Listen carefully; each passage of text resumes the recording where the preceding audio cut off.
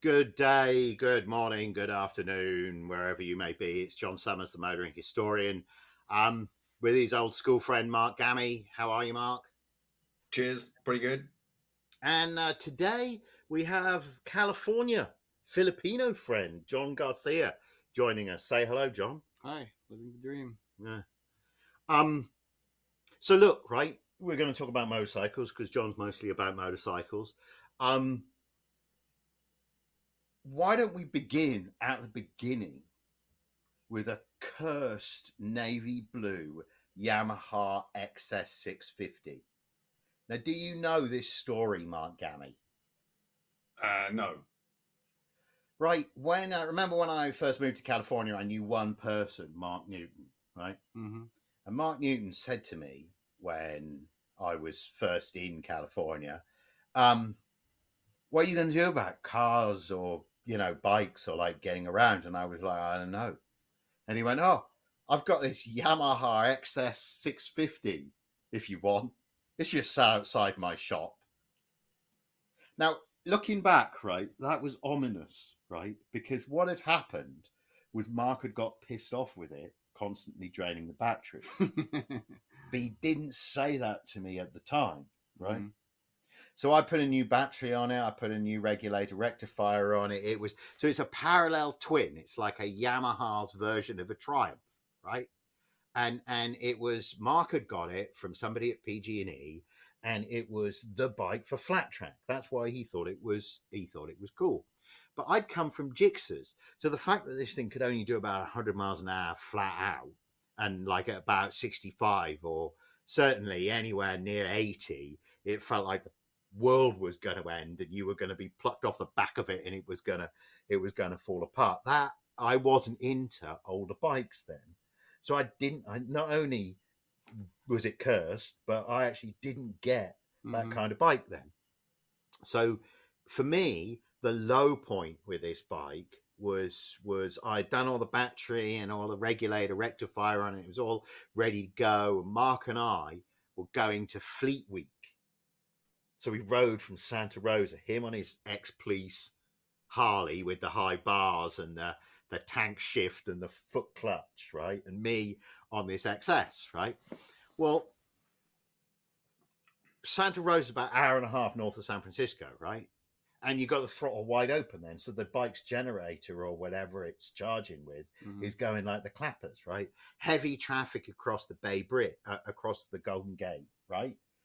The splitting cars across the Golden Gate. When I came out of the gas, it died, right? And I bump started it, but it was clear it had no charge by the time like I was in San Francisco. And then I'm not sure, John, if you know this story. Marina Green, Marina Green three-way intersection where great place to watch Fleet Week, right? Well, it had stalled more times, but the long and short was I needed to kickstart it at a stop sign, three-way intersection, and I sort of electric started it into the intersection, but it died. And then I was trying to kickstart it, fell over, and it fell on me, which I know is kind of a signature move of mine, being pinned by my own motorcycle and not being able to kickstart. But that's what happened. Well, Mark parked up and went to try and help me, but a policeman was like, you can't park there. So he was like, I'm not parking there. I'm trying to help my friend. So there's me under the bike, all the traffic stopped, and Mark virtually having a fist fight with the policeman. So after all of that, right, I just left it in the marina for about a week, being like, fuck you, right, basically. But, and then around about the same time, I won that Gixxer 750 in the SA competition, which is a whole separate story, right? And that was why I was out of love with the XS. So John feels bad for the XS, which is parked up in the street at this time of year where it's pissing with rain all the time. And it was San Francisco, so it was on a hill. And the bike was being knocked over all the time. So he feels bad for it. He puts a note on it. And the note was like, it was sort of halfway between a note saying, can I buy your bike? I like it. And a love letter, I would have said. Right? It was like there were a couple of paragraphs, it was like properly, it was like a properly structured thing. So I read it and I sat on it for 24 hours and I thought to myself, because I needed somewhere to store the Gixxer because it didn't have a garage, brand new bike, can't street park it. What am I going to do to? So then I thought, any bloke who's written this kind of note is probably a trustworthy person. One, I just tell him I'll give him the XS, he can have it. Because I want rid of the fucking thing, he can have that if I can store my Gixxer with him. So that's what happened and it turned out he lived just a couple of houses up the street, and I think that's how we became friends. I think the note read, "That's not the way to take care of a bike." That's what I remember saying, sort of. Yeah, but you expressed it in a much more gentle way. Yeah. You weren't like, "You buffoon." Yeah. Yeah. Hey, dick nozzle, stop dropping your fucking bike on This bike was lying on its side in the street with a stream of rainbow-coloured gasoline and oil running down the street from it, which is what it was. It had mag wheels, didn't it? It had those black spoked mag wheels and broad handlebars. It was a good-looking bike, but my word, we what we think was that there was like a short circuit on the frame or something, which was why it eternally drained charge. So I did ride it all the way to Laguna Seca to watch MotoGP. Yeah, remember that? I remember it very well. Yeah, people tried to steal my Gixxer, sabotaging it, and I didn't get home until 6 o'clock in the morning. Yeah. And what happened to you? I got stuck on the side of the freeway. I had to work the next day, and this was, I think, it was around 1. Like I was stuck on the side of the freeway with the XS. With the XS, yeah. It was dark, and I had to figure it out. Basically, I just had to wait. I had to wait it out because I didn't have a phone, right? Didn't have. Oh, probably did, but it's probably dead. The battery is probably dead. So I just waited. Then kickstarted it, and eventually it went, and I rode it home. But that took like 3 hours. That's brutal, man. Yeah. That was I wonder where it is now. Yeah, you moved to Hawaii and left it. I wonder which freeway it's at the side of today.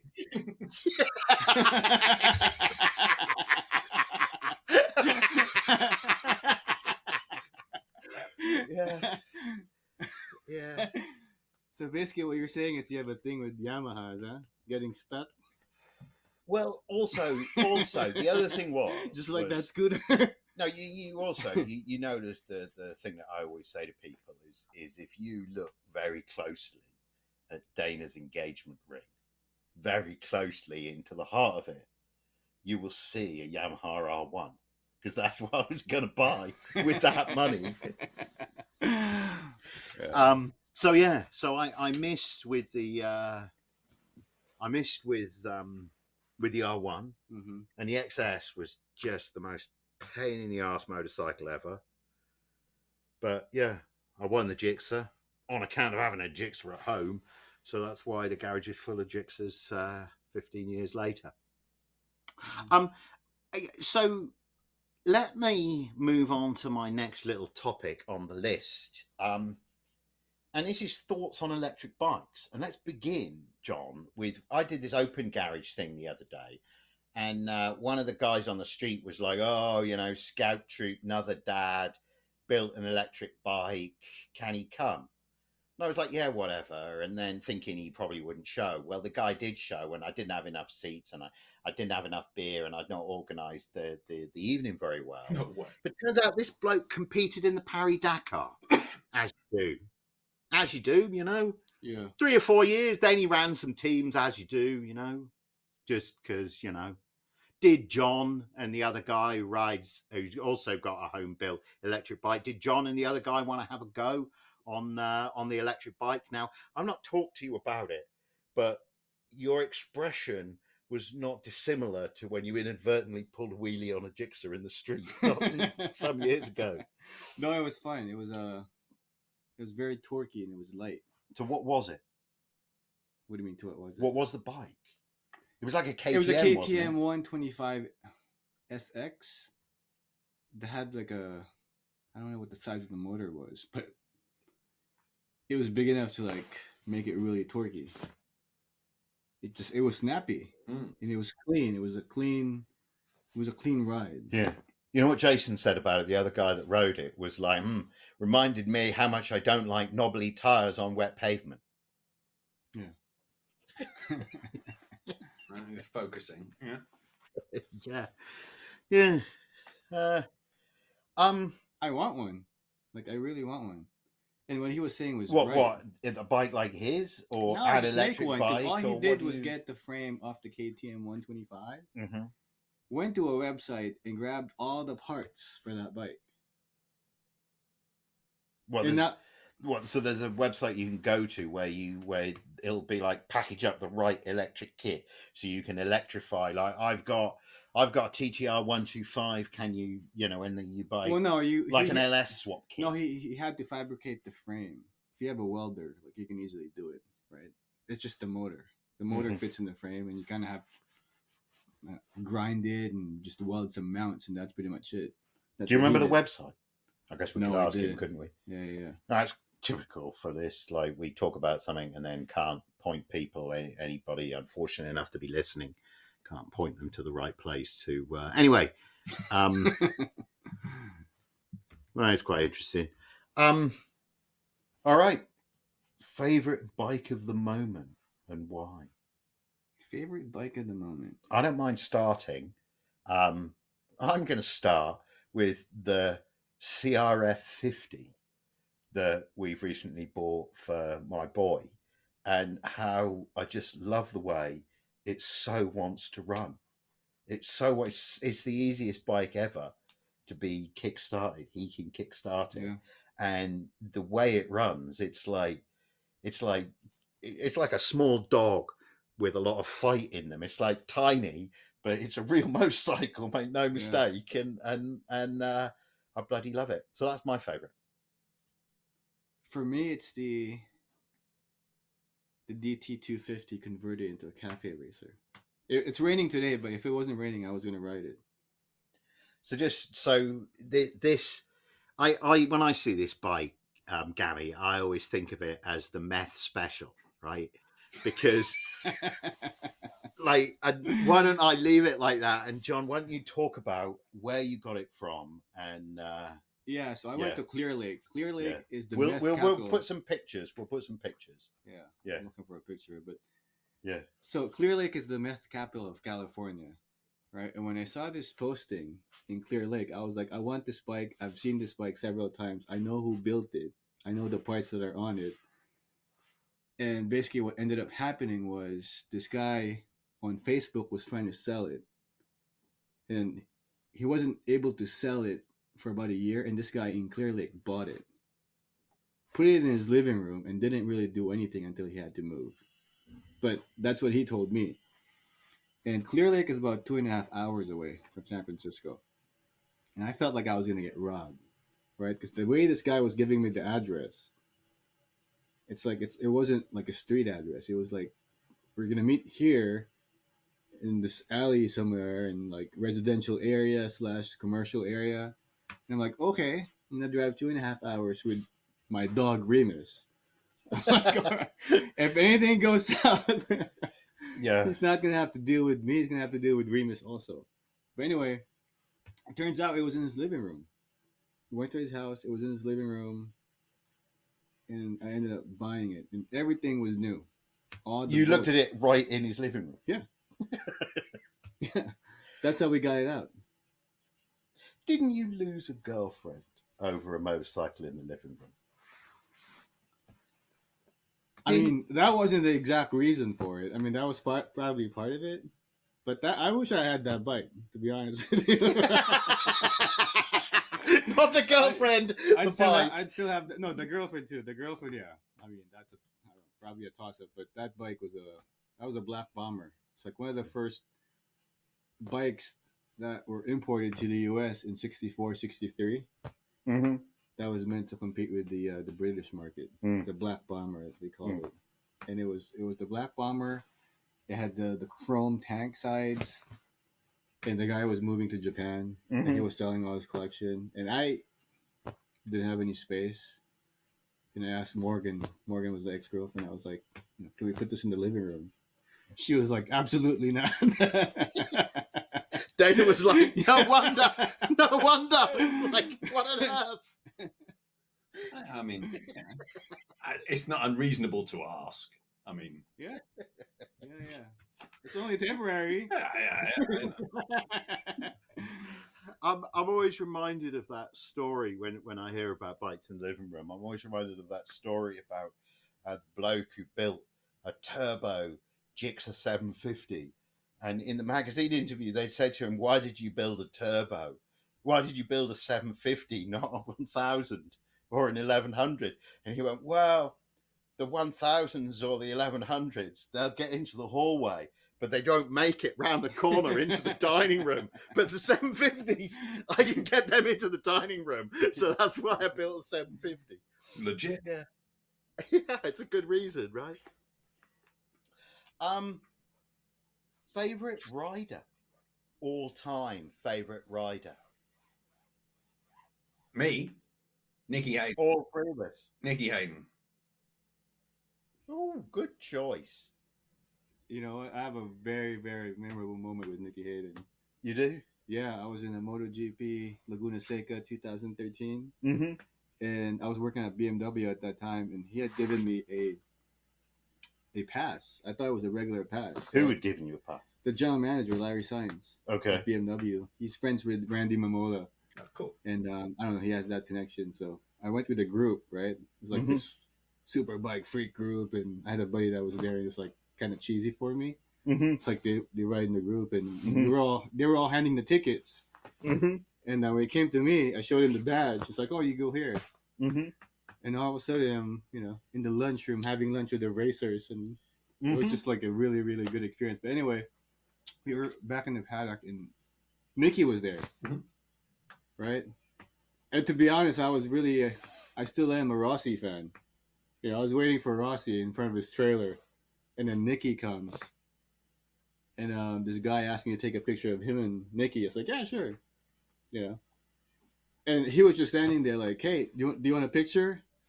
And I was just like, he didn't say that. I'm just like, maybe that's what he was thinking, because the other guy was like, "Oh, yeah, Nicky, can I take a picture?" But super nice guy, just that small interaction. Yeah. He was just like, he took time. He was just very respectful. Yeah. I just thought he was cool. He was always cool. Whenever you saw him interviewed, he was nice and smiling and chilled out. And that year he won the championship. I bet on him. I think he was like 11-2 or something like that odds at the start of the season. And I was like, look, if he's going to win it, this is the year, because like the Honda was really good that year. And it's like he could do it this year. He's the number one rider there, or he's got a fair crack at the whip. And then he had a sort of period in the middle where he won about 4 races back to back. He was doing really well. And then there was that massive pile-up, wasn't it? Was that the one where someone went into the brake lever and the thing went end over end? There was a load of smashed up bikes and stuff at the start of that race. But either way, was that 2005, 2006? That's when Rossi blew the engine. Yeah, it was one. Yeah, exactly. So, but in the middle of the season, there was a reason why some people were out for a while. And I remember looking at it and thinking, well, hold on a sec. Hayden then put the next one on pole and won it, and then put the next one on pole and won it as well. And he was still 4-1. I was like, look, I like the guy. I'm betting on him.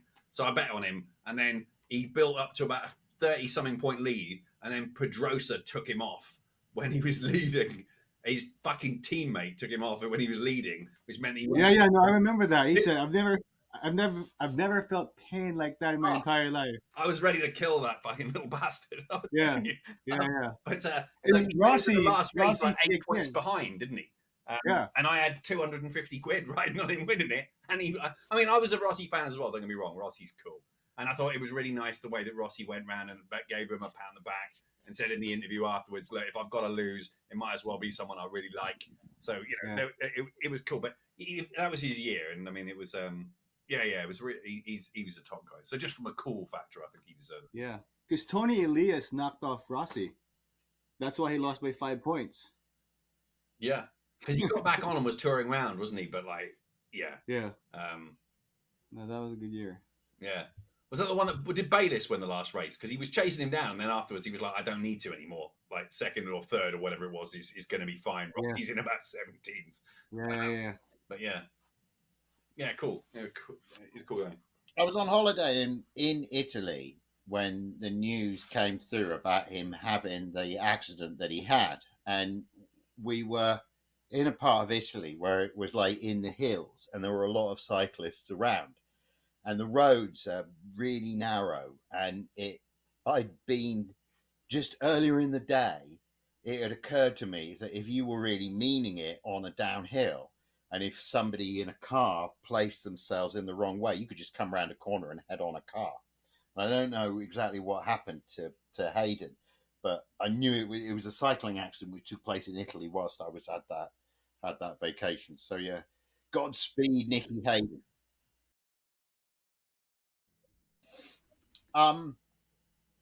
Gary McCoy would be the guy that I would draw attention to. I just remember because I was getting into MotoGP at the time when he was doing the 2 strokes and everyone else at the 4 strokes, and that was just an interesting, cool thing. And I think if we were going to go back in time, I'd talk about Jimmy Guthrie. I feel that Guthrie, all the photos of Guthrie, he looks like such a tough guy, and the sport was so tough. I feel like the 30s were interesting, right? Because the sport was still as tough almost as it had been in the 20s and the early years, but now the bikes actually could do 100 miles an hour and more, and you know what I mean. It was quite a thing. So yeah, mine would be coincidentally this guy. I just got a T-shirt, a Joey Dunlop T-shirt. For the technical aspect of it, as a technician, he didn't like other mechanics working on his bike. And if you think about it, it kind of makes you faster because you have all that confidence in yourself. You don't have to think about, well, did that guy actually torque my axle right or anything else? You know it was done right because you that's the American car guy attitude, isn't it? Is that if you didn't build it yourself, you don't really know what you're doing. They see it as very dilettante to like have a mechanic build the car and then. Well, yeah, for him, he wanted to do it himself. He was a very good mechanic, and I think that's what made him really faster too. Well, so that's given us a pivot onto our main topic for the day, right? Which is why I was like, I sort of interrupted. I'm gonna say normal service, but right, it looks as if real road racing in Ireland is over. No, I don't think so. And it looks as if it's over on the grounds of insurance.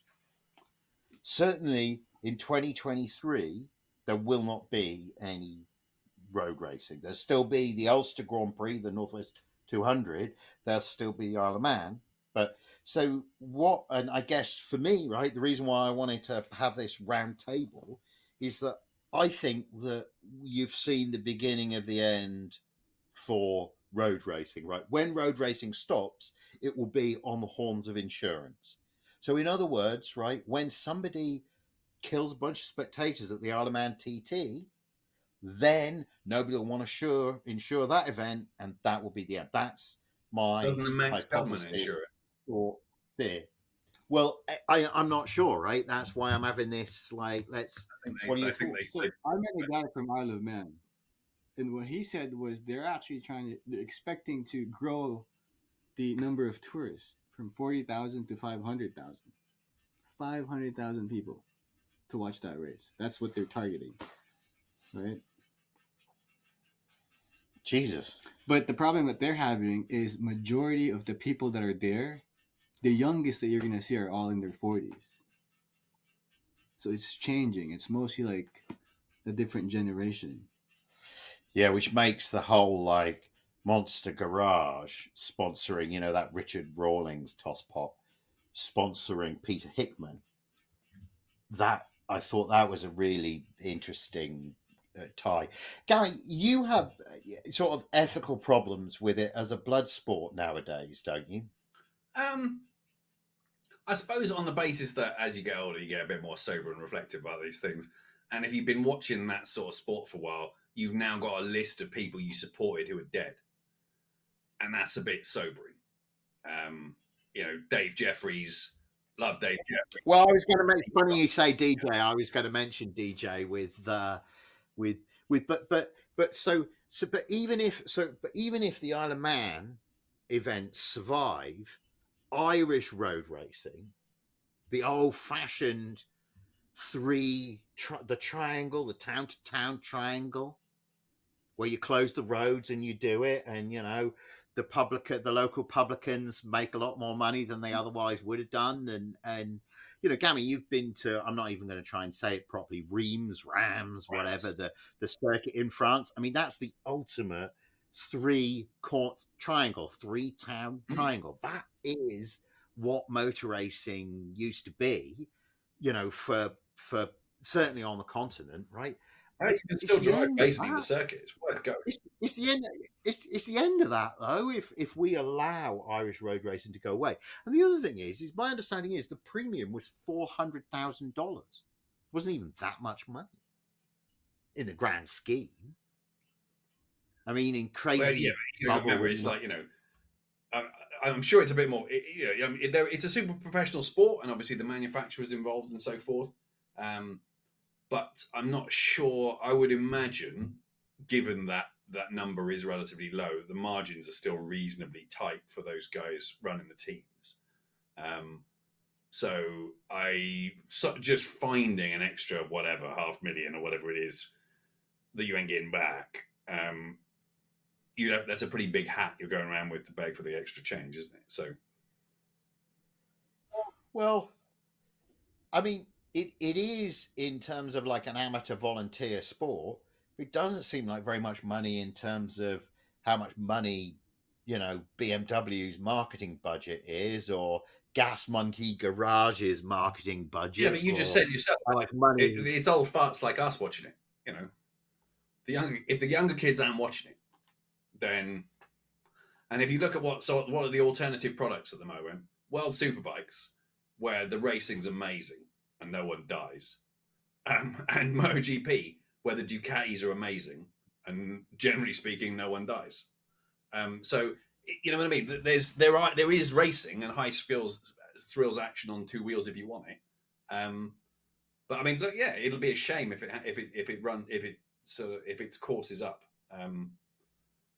But it sort of felt like watching the BBC coverage of stuff like the Cookstown 100 and things like that. I mean, they are really nadgery little back roads that they are rinsing those bikes round against grass verges and stuff. I love it. Dude, yeah. I mean, the two pillows they've thrown in front of the 500-year oak tree ain't saving no one. I mean, so yeah, that is the risk. I still watch it. I love it. I mean, the guys are heroes, but it's and lasses. There were lasses riding as well, but still. Yeah, I think one thing that's interesting in our conversation is that clearly there's a difference between the Manchester United, Chelsea, 49ers, New York Giants of the Isle of Man TT and even the Northwest, and the local dirt trackness of the Tandragee 100. You're looking at different kinds of. They are different events. And something I thought was interesting in that article that I forwarded, that I'll put a link in the whatever. In that, what it talked about was how there's a bunch of efficiencies that can be made because there's still like two bodies that look after road racing in Ireland. There's one for Northern Ireland and one for Southern Ireland. And whilst you can appreciate why that exists, you can see that makes it much harder to like coordinate efforts together to show the kind of economies of scale that an insurance company might want to see for you to be able to carry on with it. I just feel like, I look for signs for the end of our hobby. I believe that what will take the cars and bikes that we love off the roads is fluids. The fluids will go away first. You won't be able to get tires. You won't be able to get the right oil. That's what really and gas will be harder and harder and harder to get. It'll be insurance. We'll take road racing off the road. It'll be insurance. Yeah. It will be administrated. It will be strangled by creeping administration. Yeah, I think the Isle of Man will survive because it's where it is and the government makes too much money out of it.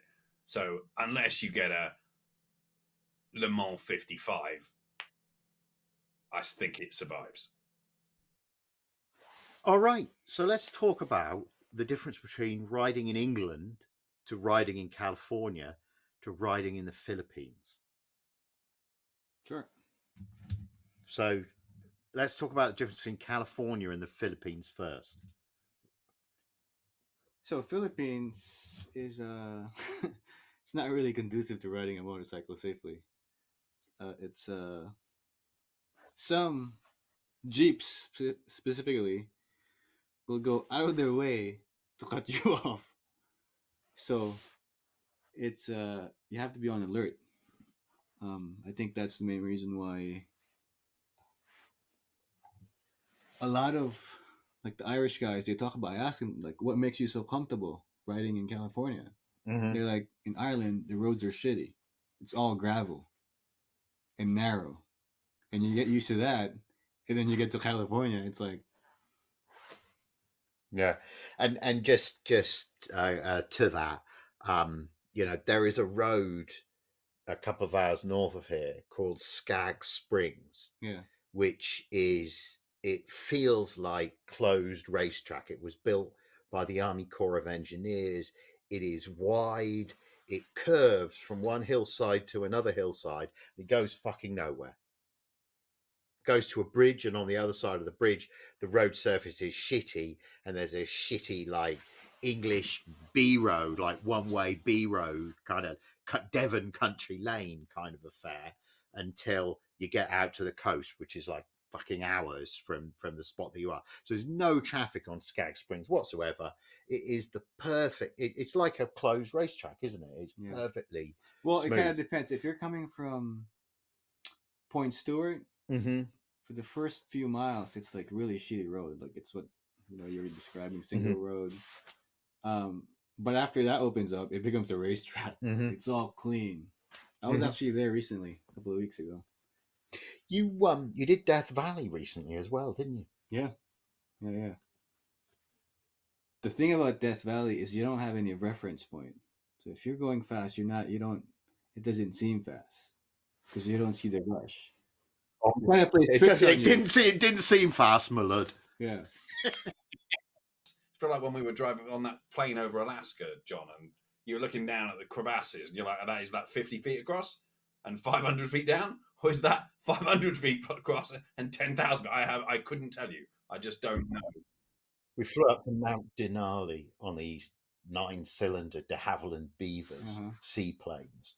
So you like took off in Fairbanks, and then you flew towards the mountain. The mountain looked big, but really all the proportions were peculiar. You thought the mountain was, normal sized and 20 miles away, but actually it was fucking huge and 200 miles away. Yeah, really. Isn't it like 22,000 or something like that, but up from the floor? Whereas there's a lot of mountain right there. Whereas the ones in the Himalayas, they're taller, but they start from like 15,000 feet, where everything is, if you like. So they're at that location. So, but yeah, it was cool. When you used to live in LA, did you ever used to ride the canyon roads and out to the rock store? I rode all over, like you name it in LA. That's why I'm not rich. It's like yeah. I rode all over LA. That's how I met Tom and all the other riders. Oh, okay. You met them through bikes. Oh.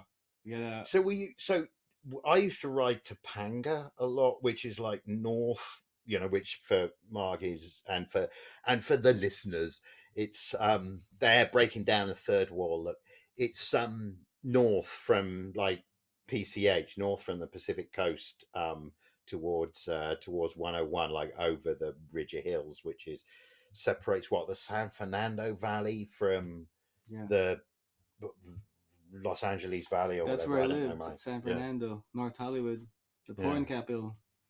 Yeah. Yeah. Dana had a friend whose roommate said to her, "Oh, I have a friend coming over. We're going to make porn. We'll give you $100 to go out to the cinema, or you can stay and join in." And I was like, "Welcome to Los Angeles. Welcome to fucking Los Angeles." Yeah. I remember when I used to live there, I went to a pet store. I was with my cousin. You met him, Gerald. Yeah. I was at a pet store. We were in a pet store. And you were looking at this small snake, right? It's like a red-tailed boa. It's like the golden retrievers of snakes, because my cousin wanted to get one. And he was holding the snake, and this one dude is like, "Oh, I always wanted to get one, but my mom didn't really want me to get one. You know, it's this black dude with a hat." And we started chatting. It was like, "Yeah, well, you know what? Sometimes it's better to just get it." It's like, "Yeah, I don't know what my mom's gonna say." And then he leaves, right? Yeah. And then my cousin was just, "Do you know who that is?" It's like, "I don't know who that is. That's the porn guy." Yeah. I don't know who that guy is, but so the porn guy gave advice on snakes. I suppose that's appropriate. But it was just like a regular guy. But yeah. It definitely is the go-to business in the San Fernando Valley, isn't it? It's Angeles Crest. Did you ride that road? Yeah, I always rated that road. Yeah, more than that was the first time I actually slid going fast. Like I slid right after coming out of a tunnel, and I just picked up the R1 at that time, so I wasn't that used to it, that much power yet. And when you go through a tunnel at a fast pace, there's a crosswind at the end. And that's when I felt it slid, right? And I told my buddy Tom, it's like, "Yeah, man, I felt it." I was like, "Wow, probably a few feet." It's like, "Yeah, man, you kind of have to get used to it." That's what he said. It's like, yeah. But that is a really, really fast, fun ride in Angeles Crest. Mulholland, too much traffic. All the history, but too much traffic. I have enjoyed Mulholland. Many years ago watched an MMA fight and then drove out along Mulholland late at night, and Mulholland was good.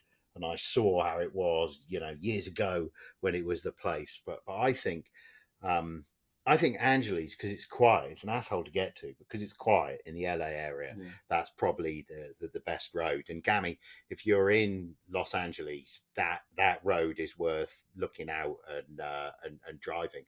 Not least because it's rather like Topanga Canyon in that you'll be like, "Hang on a minute, I've seen that corner in that car advert, like in that Lexus advert.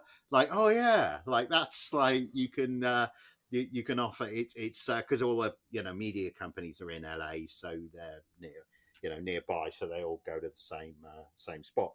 So on the theme of the canyon roads, wanted to share this old chestnut with you. You remember I have a CBR 600 race bike that used to be down in LA all the time. I used to ride the canyon roads with Mark. Mark used to have like a 650 XR 650, like a super motarded Baja bike, like a Honda 650, like a beast of a thing. I couldn't kickstart it, but I mean, wheelie machine. They only do about 85 miles an hour flat out. So I would ride the canyon roads with him. One day we're riding, we come around one corner, right, and I'm paying attention because there's a lot of gravel on the road, and I'm riding very much within myself, right? And on one of the turnouts, there's a chick with a ZX6, a lady, a female rider with a ZX6 parked up at the side, right? And Mark's gotten a long way ahead of me. So as I drop down towards PCH at the end of the road, there is a cop who comes past me at a high rate of knots, and Mark is stopped at the side, is stopped at the corner. So I hop off. Mark has spoken to the cop and said to me, "Did I see anybody pulled over at the side of the road?" And I was like, "Yeah." There was like, and he was like, "How many people?" And I was like, "One." He was like, "Yeah, I thought I only saw one person as well." It was a girl, right? And I was like, "Yeah, with a ZX6." And he went, "Yeah, her husband had a ZX10. They reckon he's gone off the edge." That's that's unfortunate.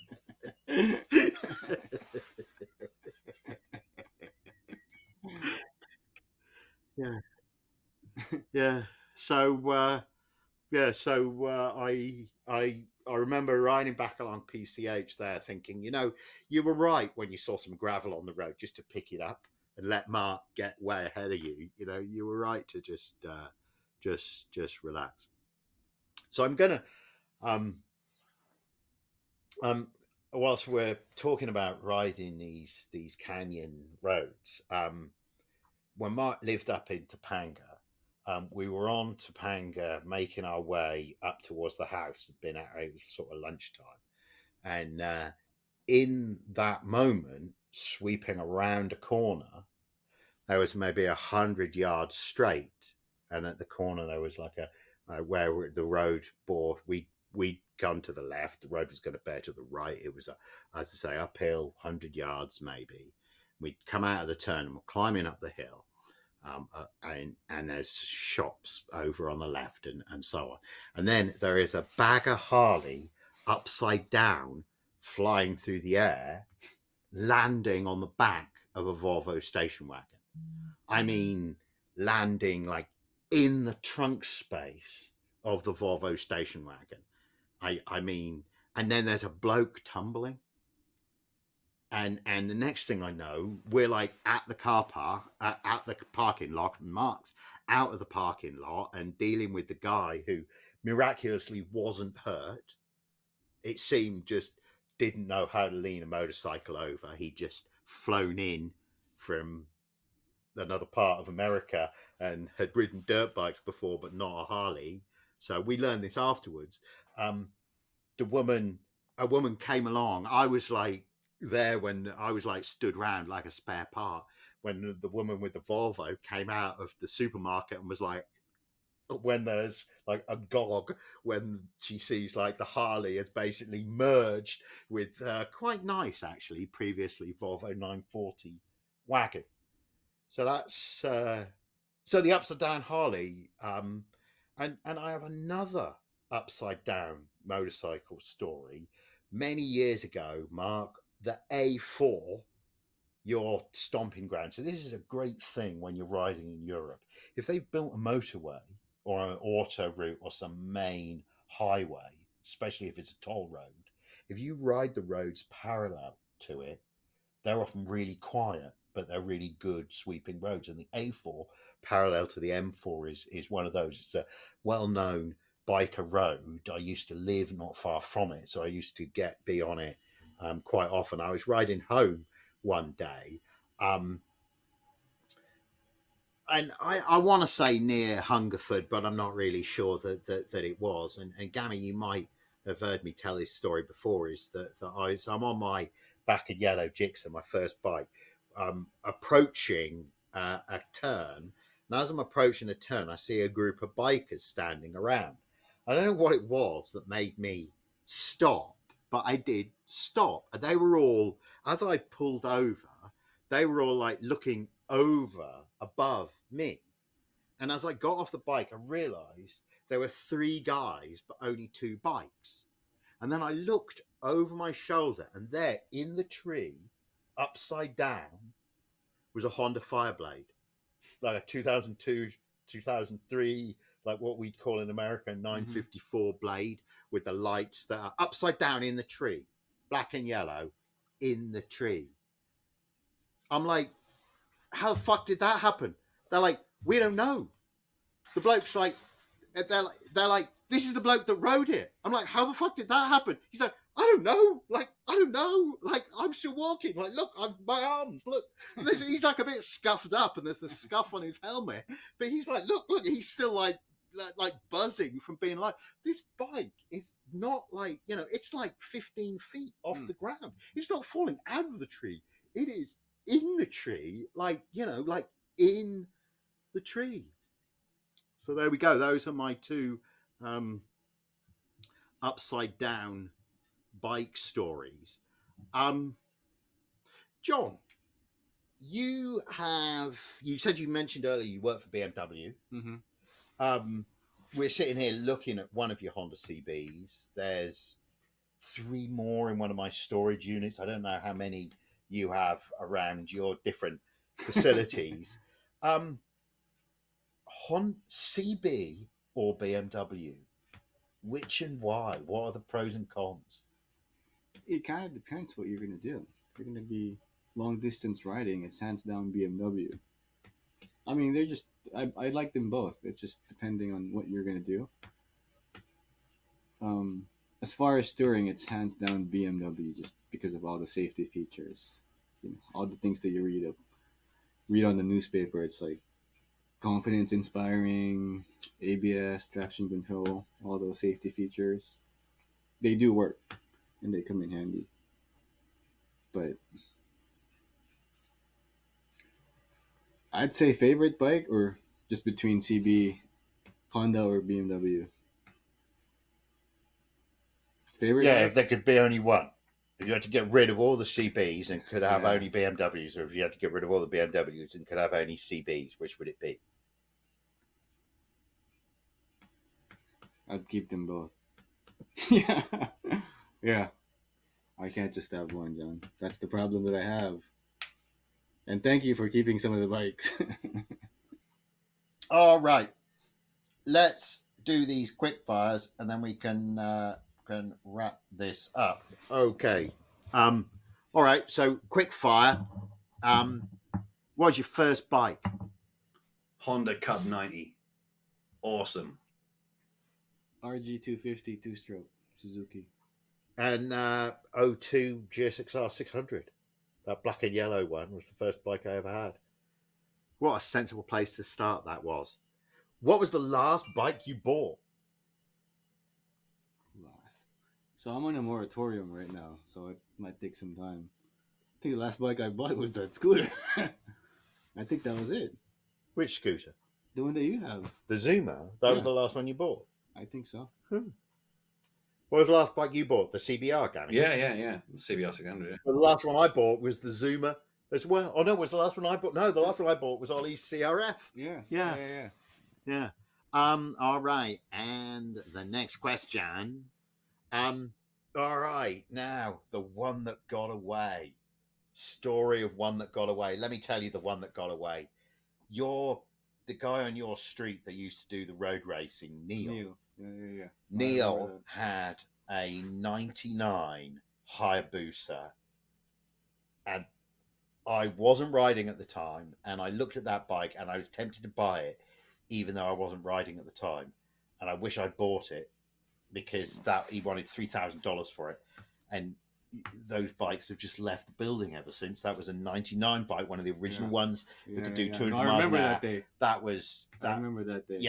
Yeah, that was in the world of motorcycles. I don't have too many that have got away, but that one was one that got away.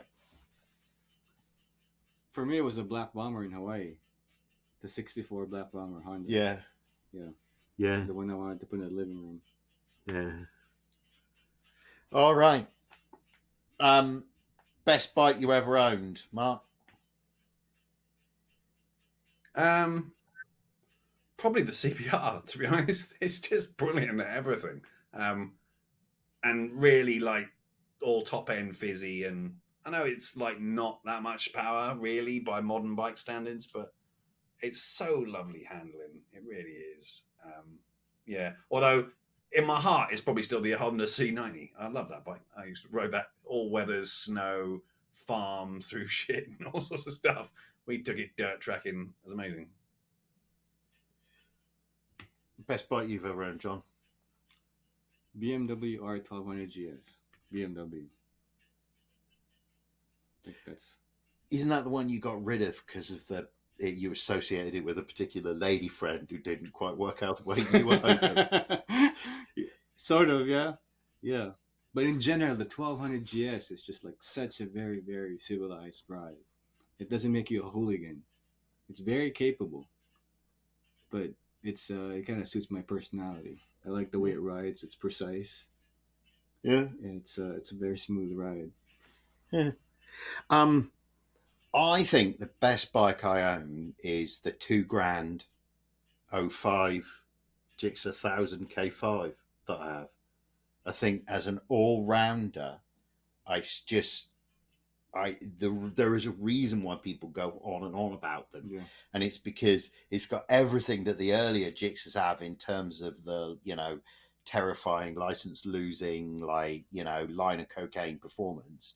But it's packaged up in a way that you can sit on it and ride it easily, and the fueling works properly, and you can. I used it. I tried to fire up the moped to do a run down to the post office just earlier this week, and the moped wouldn't kick, and I was just like, it's not taxed, and I was like, fuck you. Really? Fuck you, Yamaha again, right? I had bet you visions of that XS650, I'll bet you and I fired up that black Gixxer 1000, and I wrote it down there. And you know what, Mark Gammy? This is the first time. 3 gigs for $1. It's gonna start out in 3 gigs. I've got it running since. Okay. Right? I'm not taking that bet. I'm just making the point that once again, the Yamaha that I bought in order to have a moped that worked doesn't, and the Gixxer that's done 55,000 miles and so on, I rode it down into the post office and back. I didn't get into third gear. I did take second, but then I decided I preferred the engine braking of first, and so yeah, so that's my favorite bike at the moment. Well, that's my the best bike I've owned. What is the worst? That XS is the worst bike I've owned. How much time do you guys have? I don't think you want to hear it. Like, I'm a lot. What about you? Let me. I haven't had that many bikes. I had a ZX6R, but that was a great bike. I don't think I've ever been faster for £1,500. It was I think with the slip on, it had 99.8 horsepower. The guy said to me, "We ran it twice on the dyno. We really wanted 100 for you, but it wouldn't get there." I'm like, shit. Yeah. So 96. It was a bit sit up and beg, wasn't it? But it had a monster exhaust note, and it was in the right green. Oh yeah, and comfy, man. And it handled pretty well. Yeah. And that's the thing about that era of bike, is they are significantly more comfortable than we're not Gixxer 750s from that era. They're really bloody uncomfortable. Yeah. But lower pegs and stuff. Yeah. Well, it's not just the pegs; it's the handlebars and the whole seating position. Is you feel like you're on a medieval rack with them. All right. Final question. If you could ride like anyone, who would it be?